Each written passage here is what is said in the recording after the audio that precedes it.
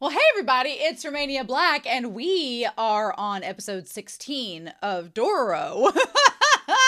And last episode was such a weird and bizarre episode, but it was really good. I actually went back and rewatched parts of it, and I kind of like it. I don't know. I was really kind of like weirded out by it last week because it was a different animation style and because a lot of the pacing was different. But honestly, I'm kind of into it now that I've let it kind of settle for a while and gone back to it. I really did like the story of Sabame and the moth. I wish we had this series. There's so many aspects of it that I wish we would expand upon. And knowing now that the original Dororo series is not that long is kind of sad. I feel kind of sad about it because I really would love. I honestly I did not envision Dororo to be like a 4-volume manga, original 26 episode, and now rebooted 24 episode series. I did not imagine that. I really honestly thought that it would be a giant series, that this was the condensed version, and it's not, and that's weird. So what can we do though? I am curious. I don't want to know till the very end. I'll probably go look at it after the fact, but I'm really curious to know like why one is 26 episodes and one's 24 and what was cut out. But I don't want to know right now. Like by the time we get to episode 24, then y'all can tell me in episode 24 in the comments. But I'm really curious what was left out, and I'm going to go check that out when the series is over. But we're on episode 16, and of all things to end on last week, it was Itachi showing back up and having the map that was on the back of Dororo's mom, which is grim in itself, and wanting the other half. So they not only knew that the mom had one half of the map, but also knew that Dororo had the other. And there's that. And so, and Hyakkimaru, who was like lost in their own train of thoughts about killing demons, had walked off and forgot poor Dororo. So there's been a lot of hardships that Dororo and Hyakkimaru have had to deal with the last several episodes, and I'm a little bit worried because Itachi knowing a lot about Dororo, I'm like, I've watched some pretty grim series this month and in the year past, and I'm like, this is the replacement of one of those grim series. I'm like, let's not go that route. Let's not go down that road. Let's not do that again, show. I've had my fill of it. I don't need any more. So if you're asking what show I'm referring to, it's Berserk, and I've had enough of that to last me a good long while. Oh my gosh. But anyway, before we get started, I want to give a huge shout out over to our philanthropy tier over on Patreon. I'm super thankful for every patron, whether you're in the $1 tier or $5 tier. It doesn't seem like a lot to give $1 or $5 a month, but it means a lot, and it helps me do a lot on this channel, so I really appreciate that. But the philanthropy tier members, they go above and beyond, so y'all are awesome, and I super appreciate everything that you all have done. So a special shout out to Alex Cornejo, to Anime Annie, to Be Happy, to Bryant Reed, to Dana, to Damage3245, to Destiny Marie, to Danger Zone, to Danny Donmai, Devorin, as well as Ichu, Eric, Fisho, Ghostly Turnip, El Freya, Liam Poles, Lyndon, as well as Matthew Palfinier, Nago, Murphew, Nicholas, and then Sunspots, Shimoyama, Trails, Translucent Men, Starman AA, as well as Cyber and Cough Me, who are also commissioning this month on the Patreon tier. So that's awesome. So thank you very much. But thank you all so much for your support. I greatly appreciate it. All of my love. Anyway, I am curious. I'm a little nervous. I don't know how this whole thing with Itachi is going to go. I don't know what Hyakkimaru, what is he going to do? Because Dororo's been literally Hyakkimaru's anchor since episode 1. So of course, in episode 16, they're going to just take that away from us. So, okay. I am watching this on the internet, and there are going to be 2 advertisements that pop up so I can see, as one would. It looks like one is close to halfway through and one is towards the end. I'll edit those out, but I'm just giving you a transparent warning that those will be there. So anyway, we're going to start episode 16 of Dororo, and we're going to do that here in 3, 2, 1, and let's do it to it.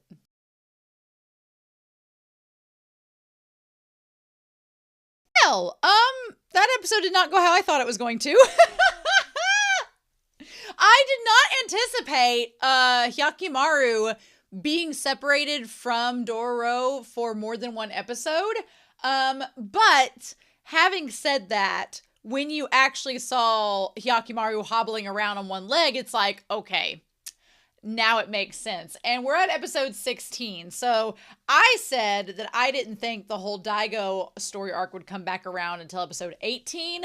I don't know if that's going to be the case, because it seems like we're about to get a reunion between Jukai and Hyakkimaru, which I have been wanting for so long, and I'm so excited we're finally getting it. So that looks like it's going to be happening next week, which I'm super excited for. Now the question is, do we think that they would wrap up Jukai and Hyakkimaru meeting and then Hyakkimaru showing up where Itachi and them are in one episode? No. So I think next week's going to be Jukai and Hyakkimaru.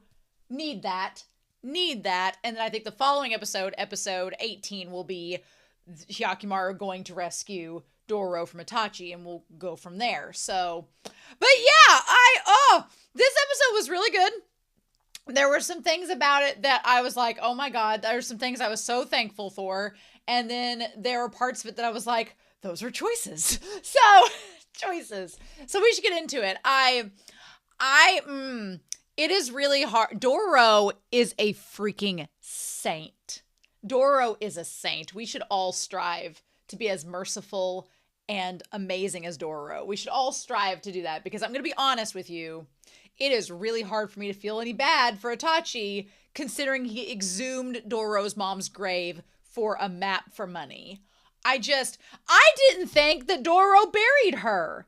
I mean, I knew that Dororo would respect their mom, but I just thought Dororo was too young to dig the grave by themselves and to bury her by themselves. So I just didn't think, I just didn't think it happened. I just thought Dororo, couldn't do anything, and so they left their mom there, and Itachi stumbled across her. No, it was even worse. Itachi dug up the grave for the map, and I was like, oh my God, that is terrible. So disrespectful. So horrible.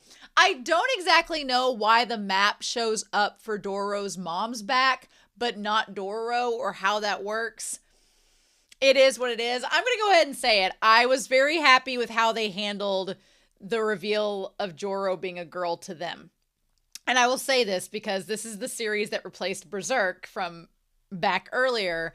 And Berserk drove me crazy with a lot of its sexual aggression towards female characters. And it has a lot of that. And it's very annoying if you're a female reader to read that and to witness that. So and you knew the moment that they revealed that Dororo was actually a boy, this is taking place during a patriarchal society where women were treated terribly. And it's like, okay, well, when is this shoe going to drop? And when are they going to find out that Dororo's a girl? And is there going to be any sexual aggression towards Dororo? Luckily, there was none, probably because Dororo's a kid, but I was very, very thankful for that. And I'm also very thankful that at least Itachi and the guys that did it kind of looked ashamed at each other. Like, oh, we didn't know you were a girl.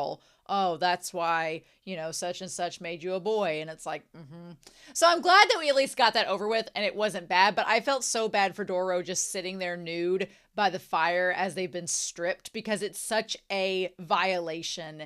If you are someone that's been through that, it is such a violation of your personhood. It puts you in such the most vulnerable state possible. It is horrifying. It just makes you vulnerable and powerless. And I felt so bad for Dororo having to go through that. There was no need for that, but I felt so bad for him. I thought whenever Dororo put the shirt down and revealed that they didn't have the map, I thought that was going to be the end of it. But then I was like, oh, if they get near some scalding water, like a hot spring or something, and something pops up out of the hot spring and gets on Dororo and reveals it, and here we have the fire. So, because at first when they had Dororo tied to the tree, I was like, okay, good. The back's tied to the tree. Even though they're by the fire, they're not going to see it. It'll be fine.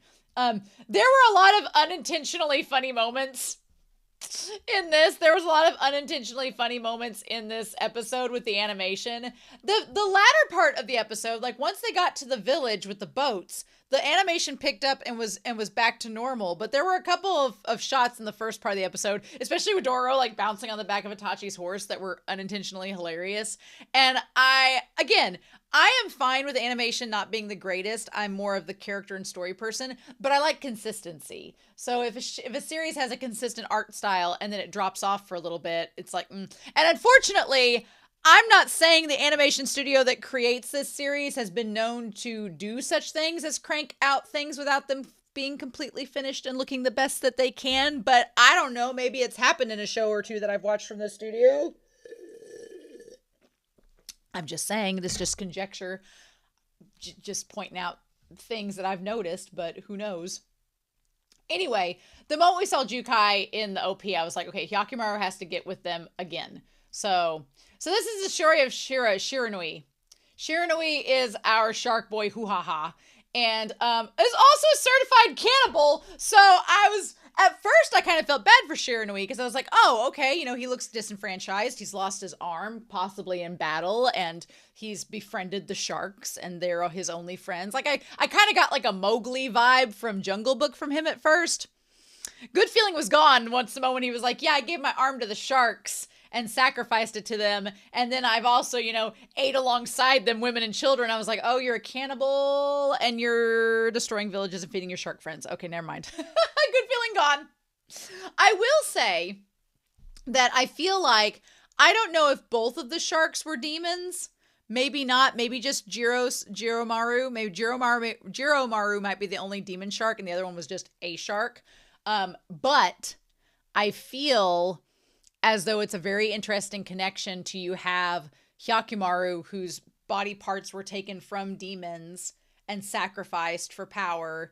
And here it almost seems like maybe Shiranui or what's his name? Shiranui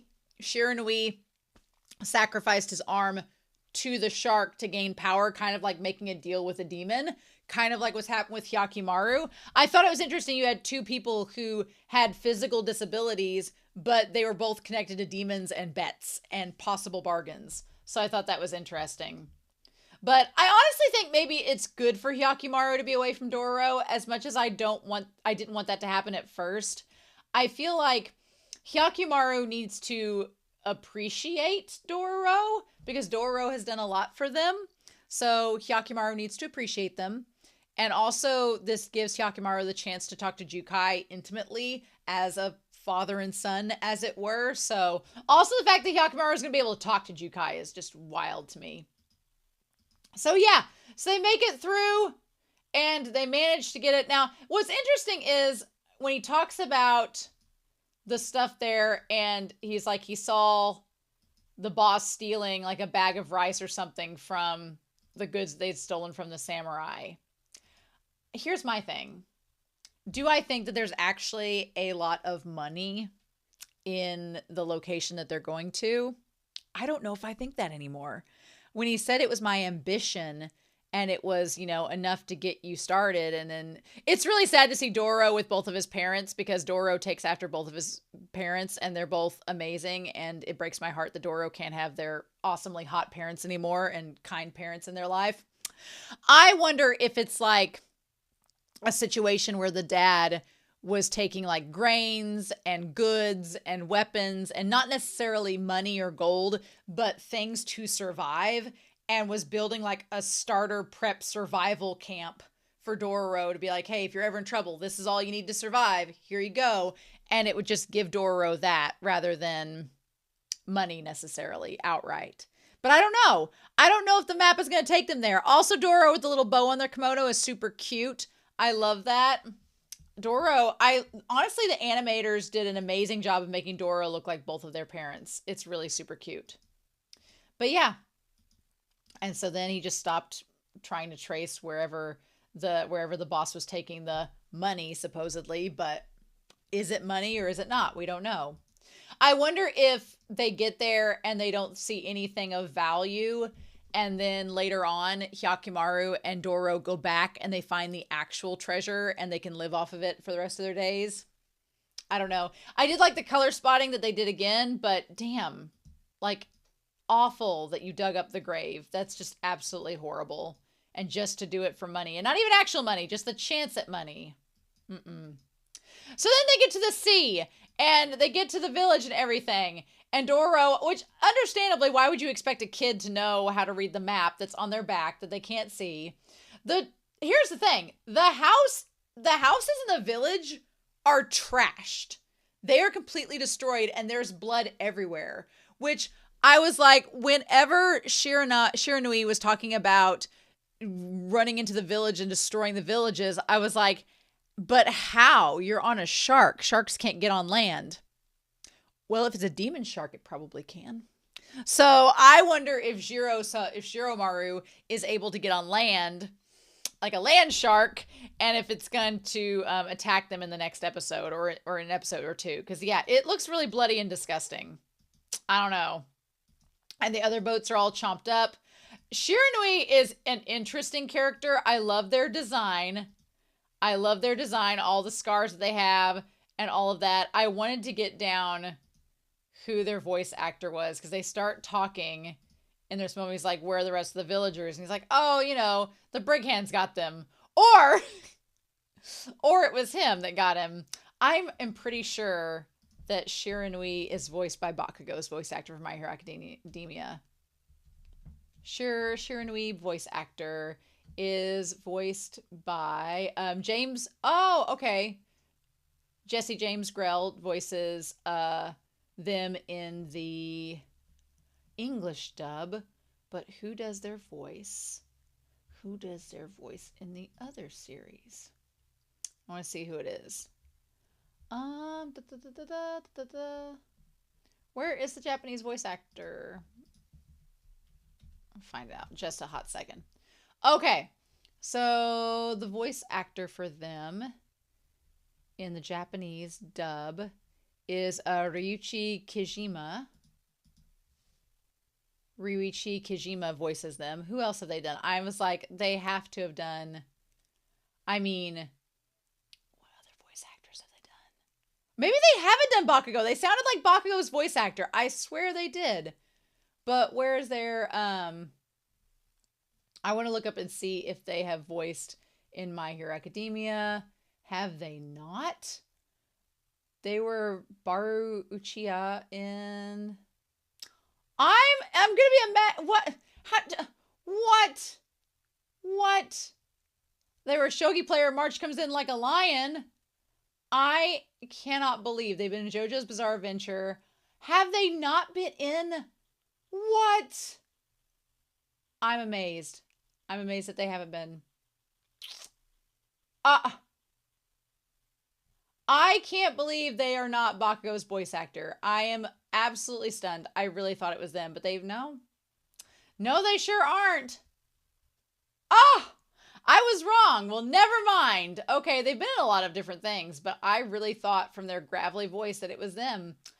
I was absolutely wrong. Never mind.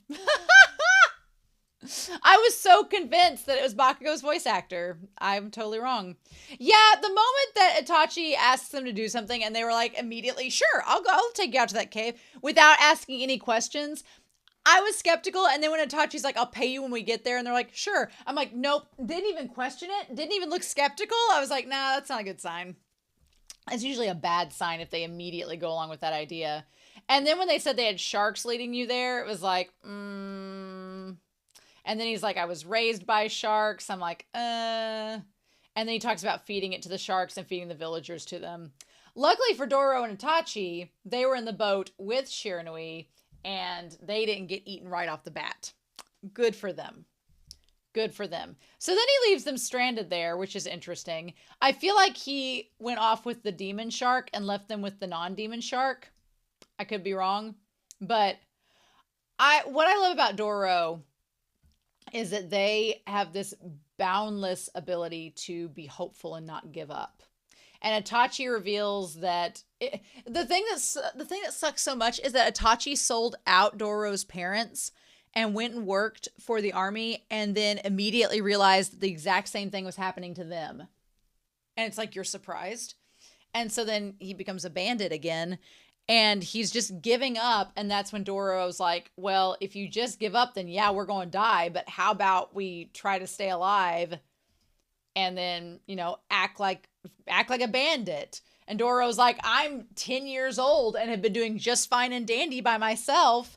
And you're sitting here in a boat. And I love when Itachi watches Dororo talking to them and sees Dororo's dad speaking on just in the same way that Dororo does. It's so good. Dororo's also extremely reckless. Dororo's been around Hyakkimaru way too much because Dororo's idea of using themselves as bait is something that Hyakkimaru would have done. And I was like, girl, you don't have sword arms to get that damn shark stabbed. So that could have gone horribly wrong. Dororo is extremely lucky. There could have been 1,000 things go wrong with that idea. And it just happened to work out in their favor, and they were able to stab the shark as it popped up and then managed to kill it. But that could have gone so horribly wrong. And then they get to shore. Now, Saburo gets washed up on shore, and Shiranui sees them on the edge of the shore and freaks out about it, as one would if you were raised by said shark, and vows to get revenge for them. But I will give Dororo all the credit, because even though Dororo has been exploited by Itachi, even though they get frisked by Itachi, even though their mother's grave was dug up by Itachi, even though Shiranui literally is a cannibal that was going to murder all of them, Dororo is too kind to let them be killed. And I admire that about Dororo. I respect that. But I'm curious to know, since they didn't... And the thing about it is, Dororo is tied up to the tree, so whatever the shark does in going after Itachi and the others, it's not going to affect Dororo. So I'm so curious what's going to happen on that front of how Shiranui is going to attack them. And Dororo clearly won't be involved in it, but they're tied to the tree, so what do we do with that? So then Itachi says, don't you want the treasure from your dad? And I'll give you a cut of it. Don't you want some of it? And then we go back to Biwamaru, who says what you have on your back could change people and move the world. It's power. And Dororo's like, I'm not ready for that yet. I don't want that power yet. I don't know what to do with it. I don't know what I would do with it. I'm not in the position to use it. They're like, and Dororo's so selfless. They're like, I don't need it. So, you know, I'm fine with not having it. And then poor Dororo getting frisked there. I do like the fact they show Itachi and like the light has completely gone out of Itachi's eyes. Like, dang it. We didn't know that you were a girl. I never knew. I wondered why why boss raised you as a boy. I can't imagine why. I can't, you know, but we've talked about that. So, and then he's like, damn it. I'm glad that Itachi at least feels some sense of remorse and disgust that they stripped Dororo. And that's when the map shows up. I'm glad that that's at least a thing. And so, and then they write it down and leave Dororo, you know, tied to a tree. At least they put Dororo's clothes back on, if anything. And Dororo's like, that's Papa's precious money. Meanwhile, Jiromaru is crying from their dead shark friend. Also, the shark has, like, the eyes look all dead there in the moment. And he's like, he must have pained you. Those bastards. And then he's like, I'll kill them all. And he tells Jiromaru to eat them all up. And then Jiromaru's eyes turn what look like demonic, but they also look dead like the other sharks. So, meanwhile, we have Hyakkimaru going off and seeing that Jukai is around and could possibly help him get his leg back. Which is great news for Hyakkimaru, right? Great news for him that he could get his leg back. I mean, at least get it improved. Jukai would be able to help him a lot. And then we see him like out in the rain under a tree with all these big knots and blood coming from it. What the fudge? And then, yeah, him on the battlefield with the corpses. I really wanted Jukai to turn around and see Hyakkimaru standing there. I was waiting for it to happen, for him to turn around, lock eyes, and then there's Hyakkimaru. I was waiting for it, but no such luck. No such luck. So, anyway, this episode was pretty straightforward. Pretty straightforward throughout. I really did not know what to expect out of the Shark Boy, but I have a feeling we're not done with him yet. But I have also a feeling that we are not going to be seeing much of him next episode. I think it's going to be Jukai and Hyakkimaru, which I'm super excited about. I have been waiting for that moment for so long. So I'm super excited for that. Anyway, so in any case, I'm super excited. I hope you enjoyed this reaction and discussion. I'm curious to know your thoughts down below. But in any case, I hope you all have a wonderful week. Please stay safe, take care, and yeah, I'll be back real soon with more of Dororo. Bye.